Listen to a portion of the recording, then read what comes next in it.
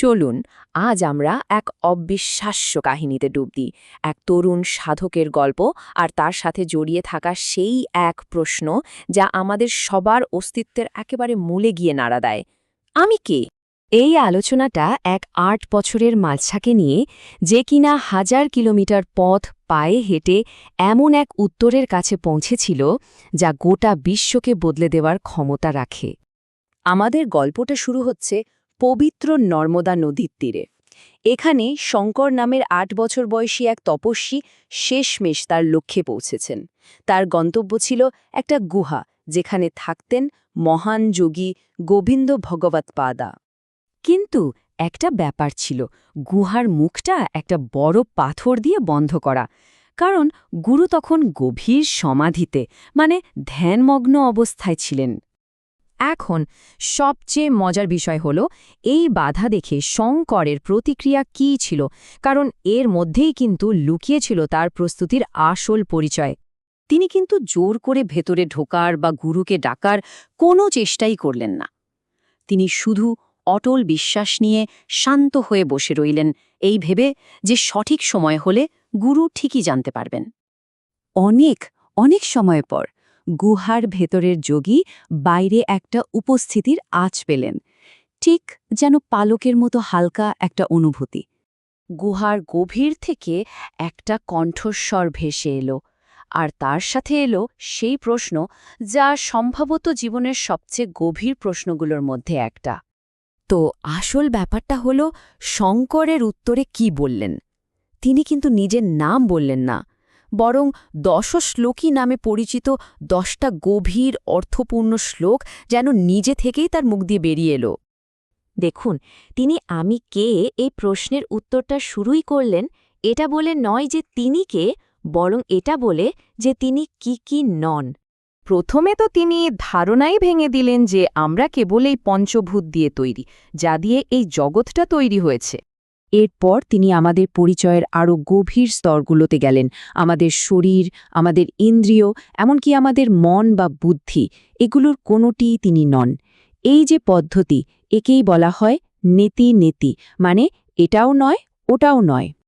আর এই সব কিছুকে না বলার পর তিনি যে পরম সত্যে পৌঁছালেন তা সত্যিই অসাধারণ।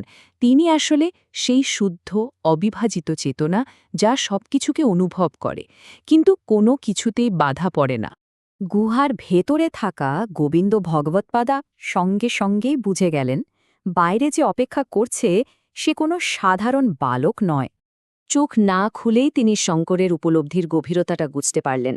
তিনি নিশ্চিত হলেন যে তার গুরু যে শিষ্যের কথা ভবিষ্যদ্বাণী করে গিয়েছিলেন, সেই শিষ্য, আর তার বংশধারা এখন সুরক্ষিত হাতেই রয়েছে।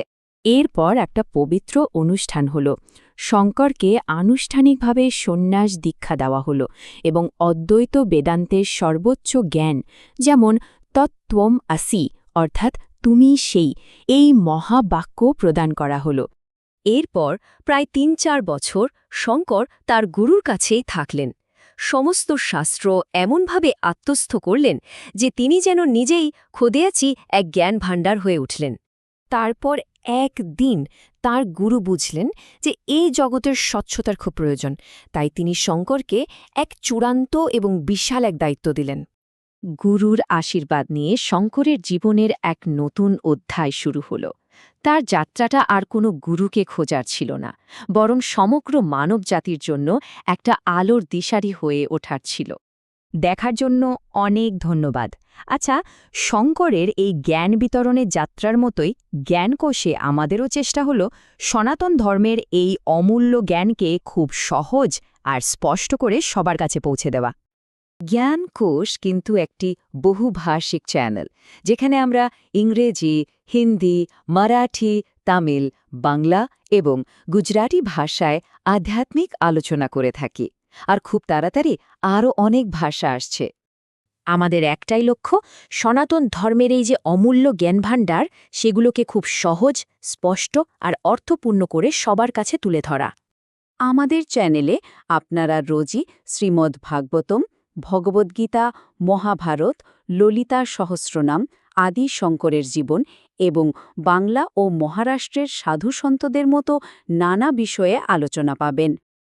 আমাদের এই কাজ যদি আপনাদের ভালো লাগে তাহলে অনুগ্রহ করে জ্ঞানকোষ সাবস্ক্রাইব করে আমাদের সঙ্গে থাকুন, যাতে আমাদের প্রত্যেক দিনের ভিডিওর খবর আপনাদের কাছে পৌঁছে যায়। আর হ্যাঁ, এই দিব্য জ্ঞান আপনার পরিবার ও বন্ধুদের সাথে শেয়ার করতে ভুলবেন না। চলুন আমরা সবাই মিলে সনাতন ধর্মের এই আলোটাকে আরও উজ্জ্বল করে তুলি। ধন্যবাদ।